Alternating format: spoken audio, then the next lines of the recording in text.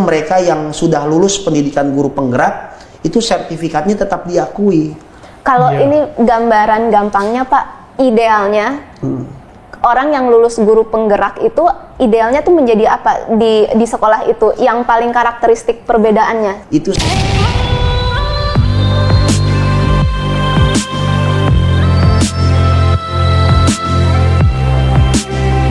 Bismillahirrahmanirrahim. Assalamualaikum warahmatullahi wabarakatuh. Bapak Ibu, selamat berjumpa kembali dengan saya di Shihab Info Tutorial. Kami ucapkan selamat pagi, selamat malam, selamat sore. Kami tidak lupa mendoakan Bapak Ibu selalu dalam keadaan sehat walafiat dan dalam lindungan Allah Subhanahu wa taala. Oke, baik, kali ini saya akan coba mengajak Bapak Ibu untuk menyimak sebuah pengamatan dari seorang pengamat pendidikan kita tentang guru penggerak, yaitu Bapak Dr. Sumardiansah Perdana Kusuma. Dalam wawancara beliau dengan media Indonesia, beliau selain sebagai pengamat juga banyak atribusi di dunia pendidikan kita, yaitu sebagai Wakil Sekjen Pengurus Besar PBPGRI, kemudian sebagai Dewan Eksekutif Asosiasi Profesi dan Keahlian Sejenis PBPGRI, kemudian beliau juga sebagai Presiden Asosiasi Guru Sejarah, dan beliau juga Direktur Pusat Studi Pendidikan Publik, ya. Nah, selain itu masih banyak lagi atribusi beliau di bidang pendidikan kita. Namun kita sebagai pendidik, ya, supaya tidak salah atau gagal paham dalam menyimak video ini, silakan Anda menyimak video ini sampai habis supaya tidak menimbulkan salah tafsir atau salah paham. Nah, bagaimana tentang guru penggerak menurut beliau?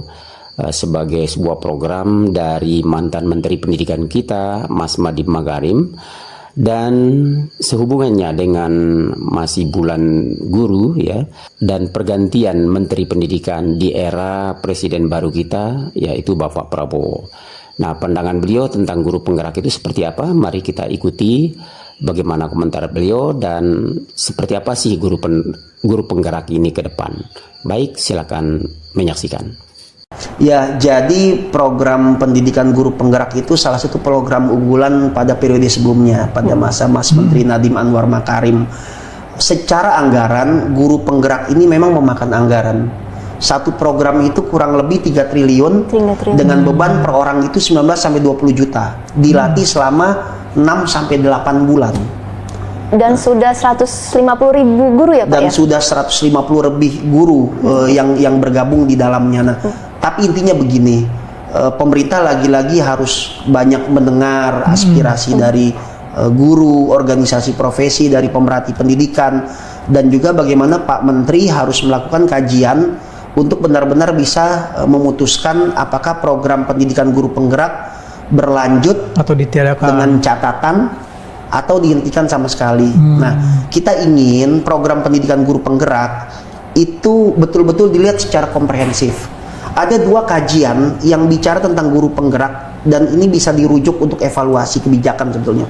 Satu, hasil penelitian dari Indonesian Institute yang menyatakan bahwasanya program pendidikan guru penggerak itu sangat baik dalam meningkatkan kompetensi guru dan juga menghadirkan keberpihakan pendidikan terhadap anak didik. Jadi keberpihakan kepada murid dalam pembelajaran itu betul-betul tercapai.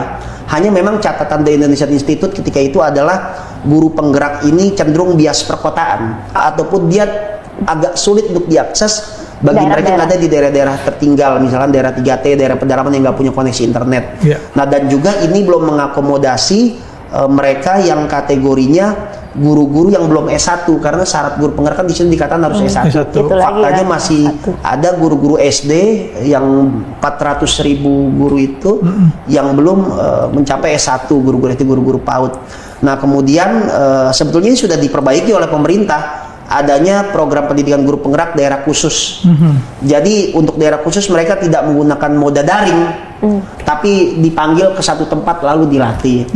Nah, yang terakhir itu waktu 2023 World Bank memang melakukan kajian penelitian. Di situ juga program pendidikan guru penggerak diapresiasi sebagai satu program yang maju, yang progresif, yang betul-betul bisa menghadirkan keberpihakan kepada murid, kemudian penerapan disiplin positif, dan juga menghadirkan satu kepercayaan diri bahwasanya guru bisa tampil sebagai pemimpin pembelajaran atau yang hari ini dikenal sebagai kepala sekolah. Nah, tapi memang ada catatan juga di situ bahwasanya guru penggerak tidak terbukti berdampak terhadap peningkatan kompetensi sosial emosional guru. Oh, malah nggak ke gurunya Belum sendiri. tidak berdampak kepada gurunya secara sosial emosional, dan tidak ada bukti yang menyatakan program pendidikan guru penggerak itu membuat guru bisa lebih ahli dalam menyelenggarakan pembelajaran berdiferensiasi. Nah, tapi intinya adalah kita ingin agar pemerintah memberikan afirmasi bahwasanya mereka yang sudah lulus pendidikan guru penggerak itu sertifikatnya tetap diakui. Kalau ini gambaran gampangnya Pak, idealnya orang yang lulus guru penggerak itu idealnya tuh menjadi apa di sekolah itu yang paling karakteristik perbedaannya? Itu saya memberikan satu kritik bahwasanya model pendidikan guru penggerak itu membingungkan. Malah membingungkan. Membingungkan itu dalam arti dia tidak jelas apakah untuk peningkatan kompetensi guru, karena apabila dia dilihat sebagai peningkatan kompetensi guru, maka dia tidak boleh diseleksi. Dia harus terbuka Buat siapa saja ya, untuk betul. siapapun, karena hak guru untuk mendapatkan pelatihan pendidikan kompetensi. Namun apabila pendidikan guru penggerak dilihat sebagai satu jalan menuju kepada kepemimpinan, maka Harus memang dia harus diseleksi dengan bobot besarnya adalah manajerial. Nah, adanya penggabungan program pendidikan guru penggerak yang mencampur adukan antara peningkatan kompetensi dengan kepemimpinan tadi dengan manajerial, itu justru malah bias, malah overlap. Nah, sehingga akibatnya ya hari ini dibilang dia sebagai calon kepala sekolah juga bobot manajerialnya tidak banyak, tapi dibilang peningkatan kompetensi guru dia diseleksi. Kalau memang dia itu peningkatan kompetensi guru, maka semua boleh mengikuti tanpa terkecuali, tanpa diseleksi. Tapi kalau dia mau tetap dipertahankan sebagai satu spesifik untuk menuju kepada jenjang kepala sekolah, pengawas, maka dia harus Diseleksi. murni untuk manajerial, dia harus diseleksi dan berikan afirmasi kepada mereka yang punya sertifikat guru penggerak untuk mereka bisa tetap menjadi pemimpin pembelajaran, mengabdi kepada murid, menyelenggarakan pembelajaran berdiferensiasi, dan juga menerapkan disiplin positif dan menjadi inspirator bagi komunitasnya, bagi lingkungan sekitar. Itu yang paling penting. Baik. Apapun nama program barunya nanti, ya. Ini kan memang sudah semakin jadi tren ya, guru-guru sekaligus konten kreator.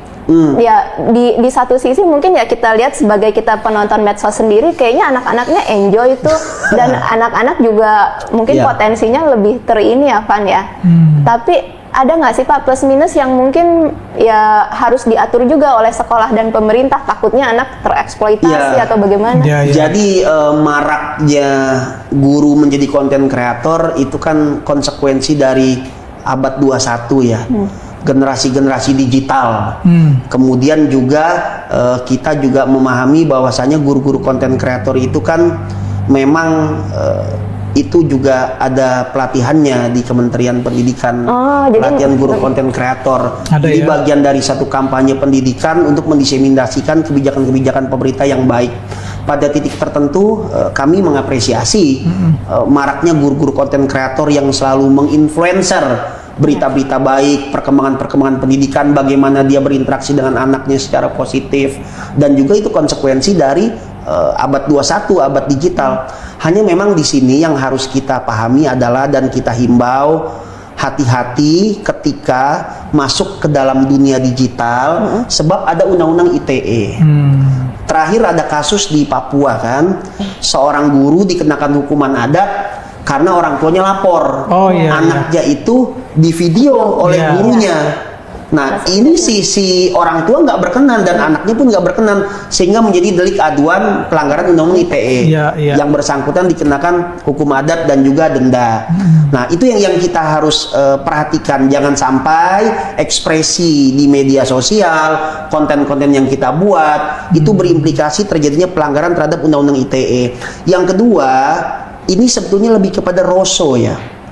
Bagaimana kesadaran hati kita, pikiran kita itu bisa membedakan mana yang pantas dan tidak pantas, yang baik dan tidak baik. Kembali kepada dimensi kompetensi kepribadian dan sosial tadi. Betul. Apakah elok ketika lagi proses pembelajaran Nge-live gitu. tiba-tiba dia live TikTok, Iya. Iya. kemudian anak-anaknya dikondisikan sedemikian rupa supaya membuat konten bersama gurunya. Nah, itu saja sebetulnya yang kita wanti-wanti ya. Jadi silahkan guru konten kreator berkreasi, berinovasi, tapi perhatikan juga nilai-nilai yang ada di dalam dunia pendidikan. Jangan sampai melanggar etika profesi, jangan sampai melanggar undang-undang ITE yang berakibat akan merugikan guru itu sendiri. Benar-benar, Pak. Tapi kalau dari sekolah memang sejauh ini tidak ada Sejauh ya, Pak? ini tidak ada aturan. aturan yang spesifik mengatur boleh tidaknya seorang guru membuat konten ketika ada di dalam kelas. Terima kasih Pak Rian udah hadir di podcast kita, dan semoga di hari guru yang sudah kita peringati 25 November Iya. itu guru semakin sejahtera, terlindungi, dan anak bangsa juga semakin cerdas.